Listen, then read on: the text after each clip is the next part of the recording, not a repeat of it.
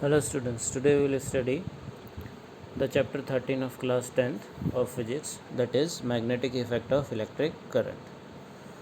Today we will study about the electric motor. What is electric motor? An electric motor is a device which convert electric energy into mechanical energy. Electric motor एक device है जो electrical energy को किस में convert करता है, mechanical energy. अब इसका प्रिंसिपल, किस प्रिंसिपल पे इलेक्ट्रिक मोटर काम करती है। When a coil carrying current or a current carrying coil is placed in a magnetic field, it experiences a force. As a result of this force, the coil begin to rotate. जब एक current carrying कोयल को magnetic field के बीच place करेंगे तो उसके ऊपर force लगेगा जिसकी वजह से वो रोटेट होगी। इसी प्रिंसिपल पे इलेक्ट्रिक मोटर काम करती है। Construction of electric motor. अब जो इलेक्ट्रिक मोटर है वो उसके अंदर क्या क्या होते हैं, क्या कौन कौन से पार्ट होते हैं, उन पार्ट्स के बारे में बात करें तो सबसे पहले उसके अंदर क्या है, आर्मेचर, जिसे हम कोयल बोलते हैं। आर्मेचर और coil consist of large number of turns of insulated copper wire wound over a soft iron core. जो सॉफ्ट आयरन कोर है उसके ऊपर जो इंसुलेटेड कॉपर वायर है वो क्या हुए, हमने लपेट रखे हैं, तो उसे हमने क्या बोल दिया, कोयल बोल दिया। Next is field magnet. यहाँ पे परमानेंट मैग्नेट या हम इलेक्ट्रोमैग्नेट का यूज़ कर सकते हैं। फिर आता है स्प्लिट रिंग और commutator. These are two halves of same metallic ring. एक ही जो मेटल की रिंग है हमारे पास, उसको हमने दो हिस्सों में डिवाइड कर दिया, रिंग को दो हिस्सों में, तो दो हाउस हमारे पास आ गए सेम मेटल के। ये the end of armature coil are connected to these halves. और जो आर्मेचर के जो एंड पार्ट है वो इन कोयल से क्या रहेगा, इन स्प्लिट रिंग से क्या रहेगा, कनेक्टेड रहेगा। Next is brushes.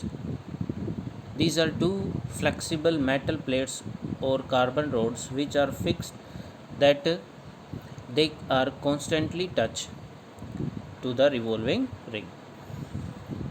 ये ब्रशेस है जो कि रिंग से कनेक्टेड रहेगी या एक्सल से कनेक्टेड रहेगी। फिर उसके बाद बैटरी जो कि सोर्स ऑफ इलेक्ट्रिसिटी है। यहाँ पे हम डायग्रामेटिकली देखते हैं इसके अंदर क्या क्या पार्ट है। देखो यहाँ पे ये जो है हमारे पास फील्ड मैग्नेट के दो पोल है, एक नॉर्थ पोल और एक साउथ पोल। हमने यहाँ पे फील्ड मैग्नेट लिए, इनको बोल रहे हैं फील्ड मैग्नेट। जो सेंटर में है ABCD, ये हमारे पास क्या है, कॉइल है। ABCD पार्ट जो है ये क्या है, हमारे पास कॉइल है जिसे हम आर्मेचर बोल रहे हैं। यहाँ पे P एंड Q हमारे पास क्या है, स्प्लिट रिंग। आपको दिख रहा है यहाँ पे स्प्लिट रिंग, दो रिंग है, दो हाउस है, एक रिंग को हमने दो पार्ट्स में डिवाइड कर दिया। ब्रशेस है हमारे पास X एंड Y, ये दो ब्रशेस है। बैटरी है जो कि एक सोर्स ऑफ करंट है। तो ये था इनके पार्ट्स, इनका कंस्ट्रक्शन, क्या क्या पार्ट इसके अंदर है। नेक्स्ट बात करें अब वर्किंग इलेक्ट्रिक मोटर की।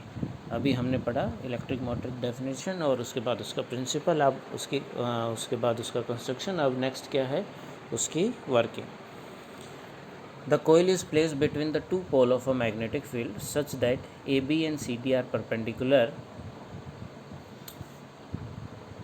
To the direction of a magnetic field. हमने जो कोयल है उसको इस तरह से प्लेस किया किसके अंदर, मैग्नेटिक फील्ड के अंदर, कि वो एक दूसरे के क्या हों, परपेंडिकुलर हो। The end of the coil are connected to two halves P and Q of the split ring. यहाँ पे डायग्राम में देखना, ये हमने कोयल है, ये मैग्नेटिक फील्ड है, मैग्नेट है, फील्ड मैग्नेट है। इसके जो मैग्नेटिक फील्ड प्रोड्यूस हो रही है वो नॉर्थ से साउथ हो रही है।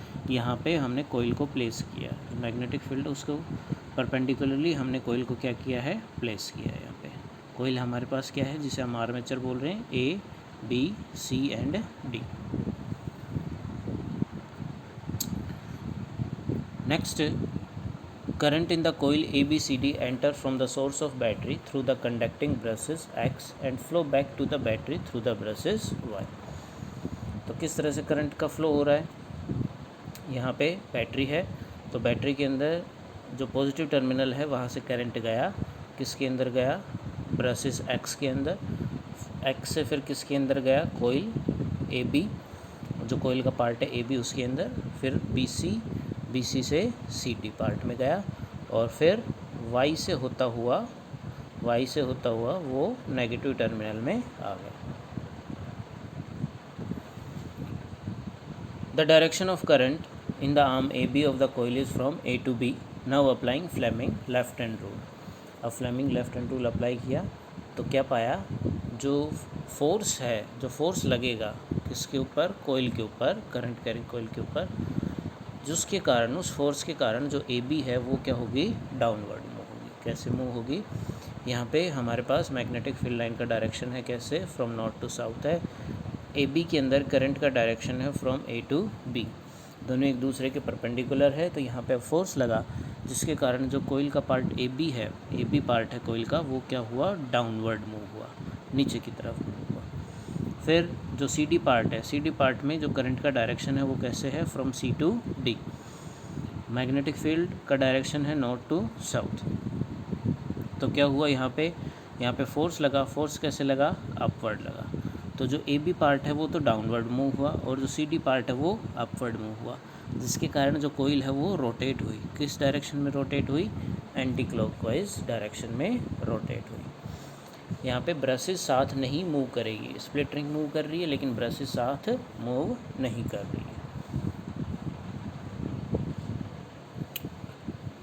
The direction of current in the arm C D, C point है, of the coil is from C to D. Now applying Fleming left hand rule, we find the force that CD pushes it upward, the coil start rotating in anti-clockwise direction. At half rotation, Q contact with the brush X and P with the brush Y, therefore the current in the coil get reversed and the flow along the path DCBA. क्या हुआ, half rotation के बाद जो A B था उसकी जगह पे यहाँ पे क्या आ गया, C D.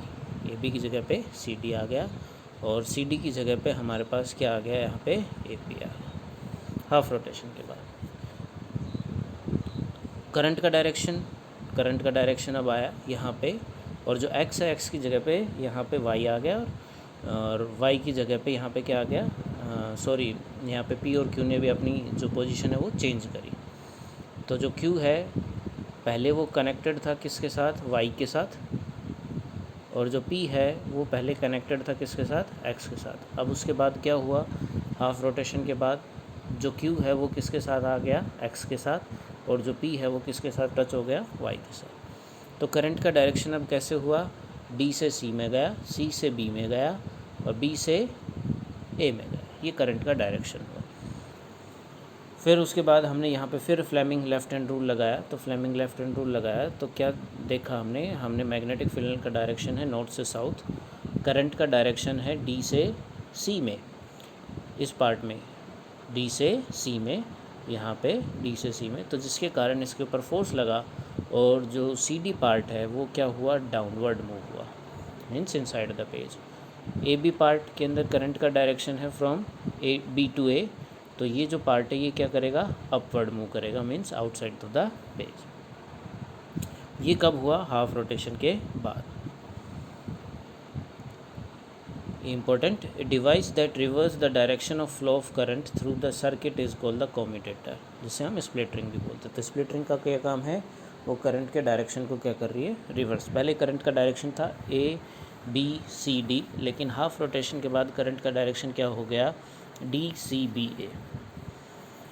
The reversal of current also reverse the direction of force acting on the, जिसके कारण फोर्स का डायरेक्शन भी रिवर्स हो जाएगा। पहली जो AB और CD के ऊपर, पहले जो AB of the coil that was earlier push down is now push up, और CD जो कि पहले पुश हो रही थी डाउनवर्ड अब होगी upward. Therefore the coil start rotating half a turn more in the same direction. तो ये कंटिन्यूस प्रोसेस चलता रहेगा और जो मोटर है वो क्या होती रहेगी, रोटेट होती रहेगी। फिर the speed of rotation of motor can be increase, जो मोटर की स्पीड है उसको हम किस तरह से इंक्रीज़ कर सकते हैं, किस तरह से इंक्रीज़ करेंगे। फर्स्ट है